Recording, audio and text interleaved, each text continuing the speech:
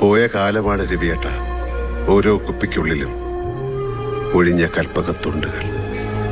വേണ്ട തോമാശ, ബ്രാൻഡിന്റെ പ്രശ്നമൊന്നുമല്ല. ഞാൻ കഴിക്കുന്നില്ല. വേണ്ടാന്ന് വെച്ചു, അത്ര തന്നെ. നിർബന്ധിക്കണ്ട, അറിയാലോ എന്നെ. നിർത്തിയെന്ന് ഞാൻ പറഞ്ഞില്ല. വെറുപ്പ് തോന്നി തുടങ്ങി. മടുക്കില്ലേ രവിയേട്ട? എത്ര കാലമായി.